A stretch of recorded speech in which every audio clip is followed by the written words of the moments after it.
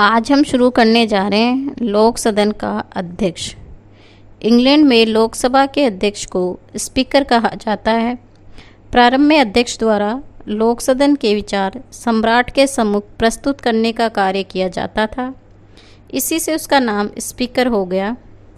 लेकिन राजतंत्र के स्थान पर लोकतंत्र की स्थापना के बाद से अध्यक्ष पद पर आसीन ये जो अध्यक्ष है बहुत ही कम बोलता है। ब्रिटेन में स्पीकर पद का ऐतिहासिक महत्व है क्योंकि यह 1396 से चला आ रहा है, जबकि थॉमस हैंगरफोर्ड्स ब्रिटेन के प्रथम स्पीकर बने थे। अध्यक्ष को संसद द्वारा निर्धारित वार्षिक वेतन व निवास के लिए वेस्टमिनिस्टर में भवन मिलता है।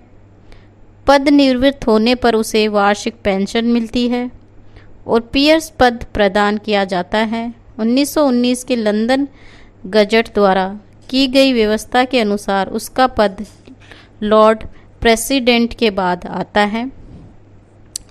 अध्यक्ष का चुनाव जो है वो लोकसभा के अध्यक्ष पद का सर्वाधिक महत्वपूर्ण लक्षण उसकी निर्दलीयता और निष्पक्षता है और इसी कारण उसका चुनाव प्राय सर्वसम्मति से होता है। एक बार अध्यक्ष पद पर कार्य कर चुकने के बाद वह व्यक्ति जब तक चाहे तब तक पुनः निर्वाचित हो सकता है। इस संबंध में ये भी परंपरा है कि महानिर्वाचन के अवसर पर अध्यक्ष को उसके निर्वाचन क्षेत्र से निर्विरोध की लोक सदन का सदस्य निर्वाचित किया जाता है। किसी नवीन सदस्यों को अध्यक्ष पद निर्वाचित करने का ढंग ये है कि प्रधानमंत्री व विरोधी दल का नेता परस्पर विचार करके किसी ऐसे व्यक्ति को अध्यक्ष पद के लिए खड़ा करते हैं जो बहुमत और विरोधी पक्ष दोनों को ही मान्य हो। सामान्यतः ऐसे व्यक्ति का नाम निश्चित किया जाता है जो अत्यधिक बुद्धिमान और कुशल हो, जिसे सदन के सभी पक्षों की सद्भावना और सम्मान प्राप्त हो। इस प्रकार की अनौपचारिक सहमति के बाद उसे सर्वसम्मति से अध्यक्ष निर्वाचित किया जाता है। निर्वाचन पर सम्राट की सहमति प्राप्त की जाती है जो एक औपचारिकता मात्र है। अध्यक्ष की शक्तियां और कार्य। इंग्लैंड की राजनीतिक व्यवस्था में लोक सदन के अध्यक्ष का पद बहुत अधिक सम्मान तथा शक्ति का प्रतीक है। एस गार्डन के अनुसार स्पीकर का पद विश्व के सर्वाधिक सम्मानप्रद, गौरवपूर्ण और कठिन कर्तव्यों वाले पद में से एक है। एस मॉरिसन के अनुसार स्पीकर सदन का सर्वाधिक महत्वपूर्ण सदस्य है। लोक सदन के जो अध्यक्ष हैं वो कई तरह के काम करता है, जिसमें जैसे कि पहला है लोक सदन का सभापतित्व। अध्यक्ष लोक सदन के अधिवेशन का सभापतित्व करता है और सभापतित्व के रूप में सदन की कार्रवाई का संचालन करता है। वह इस बात का निर्णय करता है कि सदन के विचारात कौन से प्रस्ताव रखे जाएं। संसदन के जो विधेयक हैं उनको वही छांटता है और स्वीकार करता है। जब किसी विषय पर मत लिए जाते हैं तो वही उसके परिणामों की घोषणा करता है। लोक सदन की प्रत्येक बैठक के प्रारंभ में वह ये देखता है कि गणपूर्ति अथवा आवश्यक संख्या में सदस्य उपस्थित हुए हैं अथवा नहीं। वाद विवाद का संचालन। सदन के वाद विवाद का संचालन अध्यक्ष के द्वारा ही किया जाता है क्योंकि वर्तमान समय में लोक सदन का कार्यभार बहुत बढ़ गया है और सदन के पास समय कम रहता है, इसलिए अध्यक्ष ही ये शक्ति का प्रयोग करता है। यद्यपि वाद विवाद के संबंध में सदन की कुछ निश्चित परंपराएं हैं, किंतु इस संबंध में अंतिम निर्णय जो है वो अध्यक्ष ही करता है। वाद विवाद के किन सदस्यों द्वारा भाग लिया जाए। दल के सचेतक या नेता वक्ताओं की सूची पहले ही तैयार कर लेते हैं, जिसे अध्यक्ष स्वीकार कर लेता है। फिर भी वह इस बात का ध्यान रखता है कि स्वतंत्र प्रकृति के सदस्य, उच्च कोटि के वक्ताओं और अल्पमत वर्ग के सदस्यों को अपनी बात कहने का पूरा अवसर मिले। इस संबंध में वह न्याय और निष्पक्षता के साथ आचरण करते हुए सदन के वाद विवाद के श्रेष्ठ स्तर को बनाए रखने का प्रयत्न करता है। वाद विवाद को सीमित करना।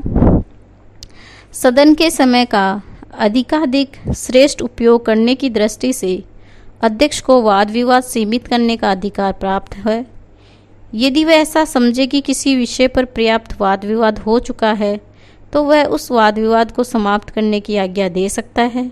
अध्यक्ष को इस संबंध में कंगारू समापन का महत्वपूर्ण अधिकार प्राप्त है।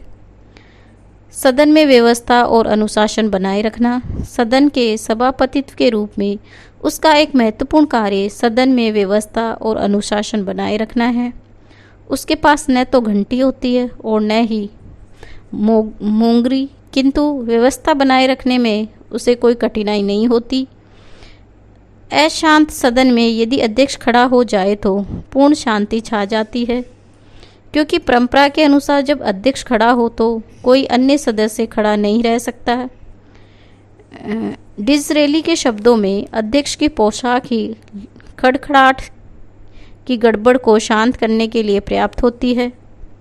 अध्यक्ष किसी सदन का नाम लेकर सदन का ध्यान इस ओर आकर्षित कर सकता है कि वह सदस्य अनुशासनहीनता का आचरण कर रहा है।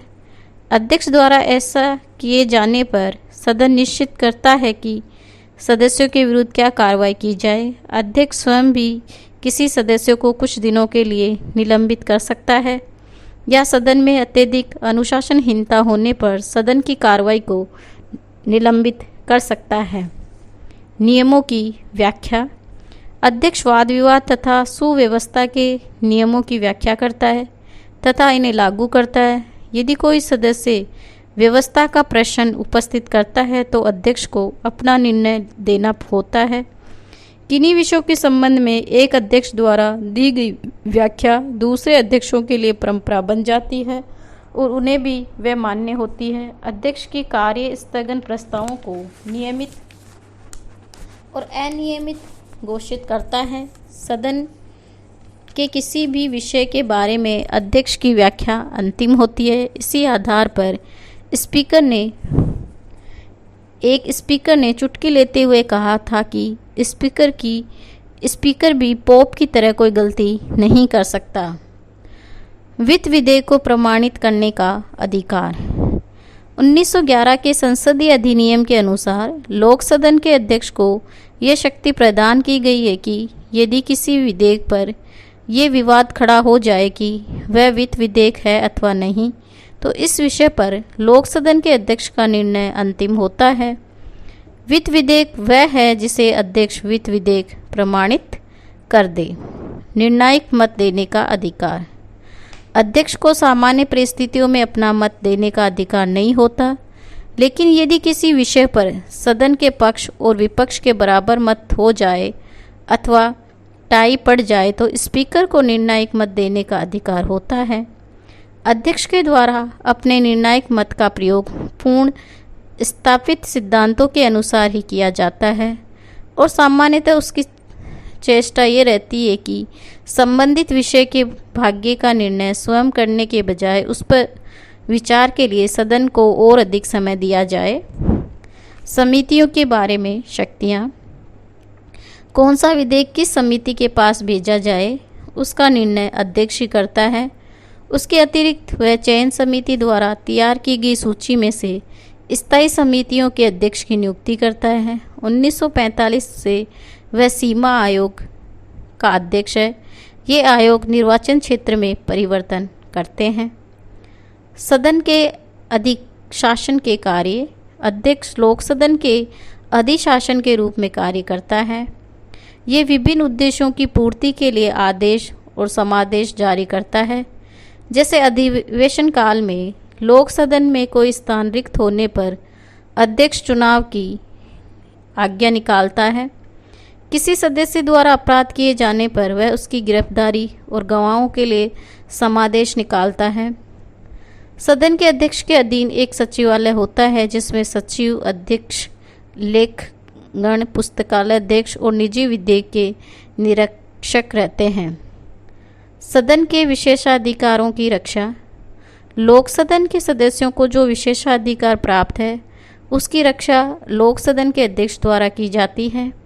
यदि कोई मंत्री सदन के सदस्यों के विशेषाधिकारों की उपेक्षा करे या उनसे किसी प्रश्न का उत्तर न दे या अनावश्यक जानकारी न दे या एक सदस्य द्वारा दूसरे सदस्यों के अधिकारों में हस्तक्षेप करे तो इन सभी परिस्थितियों में अध्यक्ष सदन के अधिकारों की रक्षा करता है। अध्यक्ष ये भी देखता है कि बाहर के किसी व्यक्ति द्वारा सदन के अधिकारों का हनन न किया जाए। सदन का मुख्य प्रवक्ता। अध्यक्ष लोक सदन का मान्य प्रवक्ता होता है और सदन तथा सम्राट के बीच संपर्क सूत्र का कार्य करता है। लोक सदन के सदस्य उसी के माध्यम से सम्राट के पास प्रतिवेदन भेजते हैं और उसी के नेतृत्व में शिष्टमंडल भेजते हैं। अध्यक्ष ही सदन की ओर से सम्राट के पास धन्यवाद या निंदा का प्रस्ताव भेजता है। लोकसभा में वित्तीय विधेयक को प्रस्तुत करना भी अध्यक्ष का ही कर्तव्य है। अध्यक्ष को द्वारा अपने पद के उदय के समय से ही सदन के मुख्य प्रवक्ता का कार्य किया जा रहा है और आज भी ये कार्य पर्याप्त महत्व रखता है।